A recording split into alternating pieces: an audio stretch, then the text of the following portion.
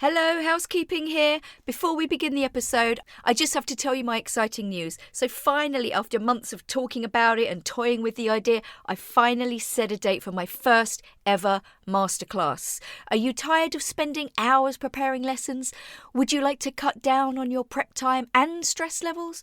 Would you like to learn how to exploit just one piece of material in tons of different ways? Look no further. Introducing Less Prep, Less Stress, how to exploit your materials in multiple ways. In this masterclass for English teachers, I'm going to give you so much value in 1 hour, you'll barely believe it. You will learn how to use just one piece of material to draw students' attention to and practice institutionalized grammar phrases. Get away from rules-based grammar. Recycle previously learnt phrases. Use repetition to improve students' confidence. Use chunking to improve vocabulary retention, correct students' emergent language, and review and practice pronunciation. And this, in turn, will reduce your prep time, reduce your stress levels, and make happier students. What more could you want? Oh, you want more? You want more? Okay, I'll give you more. On top of all this value, there'll be a bonus Q&A session at the end of the masterclass. All this for just €25. I really hope you sign up. I'd love to see you there. And in the meantime, let's crack on with the episode.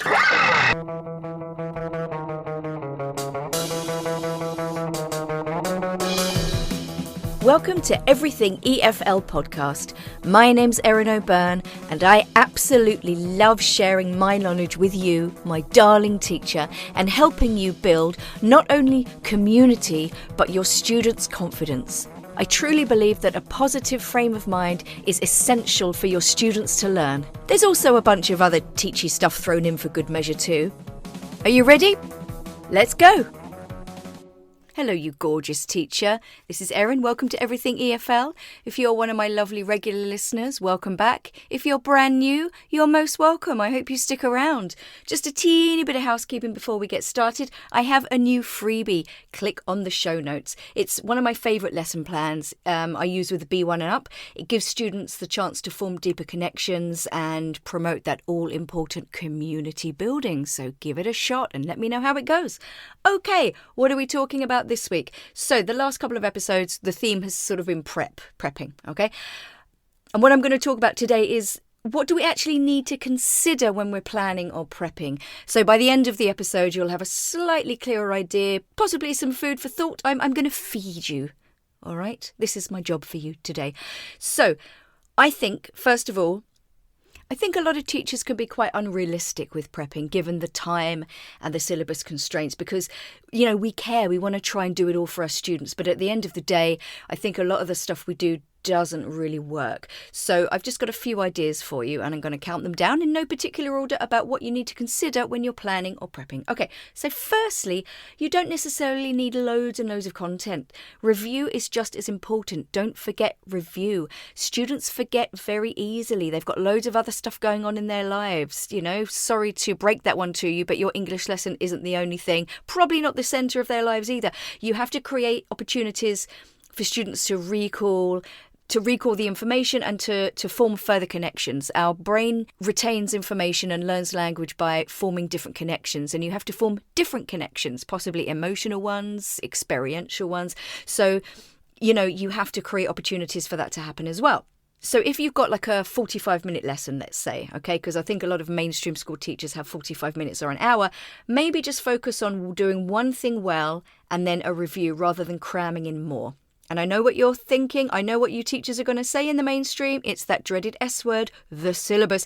If the syllabus dictates more that you do more in one lesson, then I think you need to ask yourself, what's your focus? Quality or quantity? And if you're still thinking, well, I have to do everything that the syllabus dictates, then maybe you need to make a few tough decisions. Are you still on the fence? Okay, consider this. You have two possible outcomes, okay? A, you try and do everything on the syllabus and your students know nothing well and they're completely overwhelmed and they probably don't feel like they've learned anything. Or B, you do a little bit less content, maybe narrow the focus a bit, and then students know a few things fairly well. Does that mean they've learnt? Probably not, but they might understand and retain just a little more than option A. So secondly, if planning or preparation takes you more than the actual time it takes to use the material in class, forget it. Unless you're doing something that you can keep and use again and again. I used to sit and make amazing materials for hours, unpaid, and then I thought to myself, what's the point? Okay? Or you could find a way to, create one thing or steal one idea and use it in lots of different ways, or use it again somehow. If you're kind of interested in that, join my masterclass, links below. Number 3, consider, how long do I actually want to spend planning in my day? That is all. Moving on to number 4, beg, borrow and steal. What are your other teachers doing? Have the other teachers in the staff room got something you can use? Teachers tend to be like ships in the night in the staff room sometimes. You're very busy, but if you take the time to maybe pool your resources, possibly on a shared drive or a folder, that could be quite a nice idea. Now, my experience shows that teachers really like this idea, but they don't actually want to go to the effort of doing it, and no one really wants the responsibility of maintaining it. So could you maybe just find a couple of teachers who you know, like and trust, and maybe just pool your resources just in a smaller group? Maybe that might work. And then, one day you could say, I can plan for this lesson, maybe you can plan for that lesson, and then you swap your materials. Cuts down your prep time. Isn't that what we all want? Number 5, by all means, use online resources, but ask yourself, are the examples and context relevant for your students? Only this week in my teacher training for my teachers, we were looking at using maybe example sentences in the dictionary, copy and paste, again, cutting down your prep time and you don't have to think too much about it. But for this example, fed up with came up. That was the phrasal verb. So we put fed up with in Macmillan Dictionary, and the top sort of sentence was fed up with my job. Brilliant. Perfect collocation, copy and paste. But I said to my teachers, do all of your students work? And they said, no. So, okay, can we possibly replace job with something that's more relatable to your students? Again, think about forming and making those connections in your brain. So maybe we could change it to fed up with my teacher, fed up with living at home. I can't wait to move out, something like that. So make it relatable. Super important. Number 6, ask yourself, is this activity I'm doing to practice the language relevant, or is it just a mechanical repetition of the grammar point? Okay. I was only just talking about this week. Again, loads of examples from this week. We were talking about the passive, and my teacher said that they learn passive 1 year in a kind of a general way, and then the next year they repeat it more within the context of their subject, which is agriculture, because passive is really important and they have to know how to use it. And I said, okay, so the first time you teach the passive, choose a context. We've got films and books, inventions and discoveries, processes, or newspapers. I said, which one will your students connect with and engage with? No prizes for guessing which one they said. Okay, number 7. This is, I think, quite an important one as well, because, we have this kind of present, practice, produce, where we present the language, they do a little gap fill or something, and then, we expect them to sort of produce something independently. But, let's face it, it doesn't really work like that, does it? Would it be better to facilitate a more controlled, scaffolded activity sometimes? We know that the goal is to get them speaking, but maybe they're just not ready for it at this point, especially if they're doing something really complex. So possibly, getting them to write a dialogue or making some kind of poster using the vocab that you've learned or something like that. And then possibly later on do a more free activity. Number 8. How are you going to organise and store your material? Now, this might sound obvious to some of you because some of you I know are highly organised, but I've met a million teachers who are not, and their pigeonhole or their locker is just full of piles of paper, okay? Make it easy on yourself. If you are going to use the material again or the lesson plan again, you need to know where to find it, okay? It could be a USB, it could be on the cloud, it could be physical files, but take the time to label, sort, categorise. You'll thank me later, I promise. Number 9, ask yourself, what do my students need right now? Okay, we'll use the present perfect have you ever phrase as a structure as an example, okay? Do you really need, or do your students really need to practice every irregular verb under the sun? Or maybe, should you focus on 6 or 7 fixed or institutionalised phrases with have you ever? Think about the verbs that are commonly used with have you ever. You're probably thinking of, have you ever seen? Have you ever been to? Have you ever read? Have you ever met? Have you ever tried? So narrow your students' focus when it comes to grammar with just a few verbs. Also, vocabulary lists. I hate vocabulary lists. We all have them in the books. So a couple of weeks ago, I had the least interesting topic in the course book, sport. And there was like this massive list, this vocabulary bank of like 20 or so items. And by the end of it, I said to the students, look at the vocab again, look at the phrasal verbs, look at the phrases, look at the individual words. Choose 4 to 5 items that you need right now in your lives or what's relevant to you in your life right now. So you're giving them a choice. And it narrows their focus. You cannot do a page of vocabulary and expect your students to remember it. It's just not going to happen. Another example, again, going back to the passive, using the context of films, again, that narrows it down, doesn't it? You're looking at a few verbs like directed, shot, set, things like that. And then also the tenses. You know, one of my teachers said to me, should I teach all the tenses or just focus on like the present simple and the past simple? And I said, well, I think a couple of tenses at this point, especially if it's the first time they're looking at it.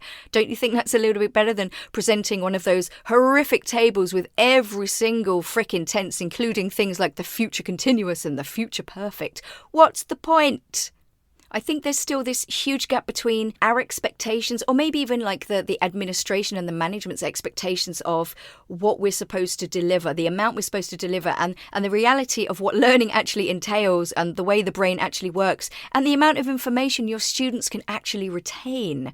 So I'm going to say it again, narrow your focus. And finally, number 10, anticipate problems that you are going to come across in your lesson. Okay, this is vital. So what words are going to cause pronunciation issues? What grammar issues are they going to be? So, you know, does the continuous, if you're teaching a continuous tense, does that exist in your language? What problems is that going to cause? All this will alleviate stress in the class if you know exactly what to expect and you can kind of anticipate the kinds of questions your students are going to ask you, then you can be prepared. Okay, so just a quick message to newer teachers. Yes, I know planning takes ages, but I promise it will get easier. But I would say for all teachers, we all have a tendency to overthink and overplan. And, you know, we never get everything done. So why years later do we still keep on doing it? I tell you why. We don't trust our skills, and that's hardly surprising. We're not treated well. We're not valued. We're rarely thanked by the management or the owners. We're underpaid. We're expected to prepare in our free time. We're scared of failing our students, especially if you're under pressure of exams and league tables. The self-belief just isn't there. Do you know what else we're scared of? Finishing our lesson plan before the lesson is over. But you know what? You'll always find something to do. If you need a few suggestions, okay, here we go. First one, you will build up a bank of little activities and discussions. I'm lucky I live in a native speaking country, so I scour secondhand shops for little games, word games. I've got like bags and boxes of them. If you're a non-native speaker, maybe you could look on eBay and find some secondhand games or something like that. Another really super easy thing you can do is have vocabulary cards. So anytime your students learn some new language, put it down on a little card with, you know, whether it's a noun, a verb, an adjective or whatever, write a little definition and then write an example sentence. And you can play games with it. Students can test each other. There's loads of stuff you can do with vocabulary cards. Another thing you can do is maybe practice a little bit of mindfulness, a bit of breathing, go to your happy place. You know, there's a lot of research out there that seems to say that breathing, regular breathing is really good for focus. It transforms students' behavior. It's just so beneficial and it's a great tool for life in general. Another one you can do, and this is super important, is, you know, allow time for reflection. How do your students feel at the end of the lesson? What have they learnt? What do they need more practice on? Do they have any pronunciation issues? Can they see how what we've learnt today relates to their lives and how can they use it in a conversation? Can they find a useful link on YouTube that we can, you know, watch in another lesson or something like that? This, you know, it gives a chance for students to process the lesson. And that's so important when they're learning. They have to have that headspace to process. And that helps with like feeling like you've achieved something and you've made progress as well. Another thing you can do is just get students chatting about, what have they read this week or watched, or did they do anything in English, like play computer games online. They can share it in a group or with the class. At the end of the day, guys, our end goal is to get our students to be as autonomous as possible, to get them hooked on the language. But we can't force it, okay? But we can make suggestions. But wouldn't those suggestions and recommendations be better coming from other students? Like, what did you read this week? What song have you listened to? Why do you like it? Did anyone watch Stranger Things? What did you think about it?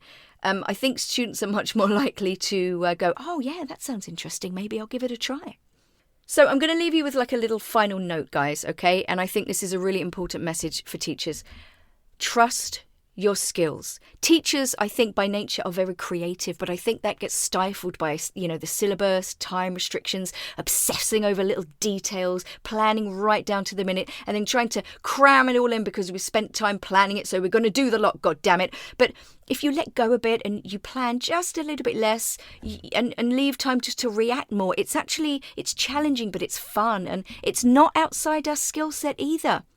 If somebody has a question, or there's a bit of a problem with a grammar point, everybody's a bit stuck. With less planning, you have more time to explore that. And so what if you digress? If the class is engaged, so what? You get a more relaxed class. You are less stressed. The students are less stressed. And if it feels right, it can't be wrong, can it? Now, mainstream school teachers, you have so much to do in a year. I think it's physically and mentally impossible. So maybe you shouldn't try. The pressure on yourselves and your students is just ridiculous. Do what you can do. Plan just enough or a little less and see how you go. And don't be afraid. It's honestly not as scary as you think. Trust your skills, guys. I believe in you. Okay, guys, that's it. Thanks for sticking with me. If you like this episode, you can do a few things to pay me back for the amazing free content that I give you. You can follow me on all the social medias. The links are below. You can hit subscribe and get this podcast downloaded every 2 weeks into your podcast app. If you are listening to me on Spotify or Apple, give me a 5-star review. It helps push me up the list. You can share any episodes or social media posts with your colleagues. You can join my masterclass. The details are below. You can also click on the link and get my newest freebie. Talk me up to your colleagues. Any of these things. And if you don't want to do any of those things, that's okay too. I still love you. So guys, have a peaceful week. Look after yourselves and share the love. Bye.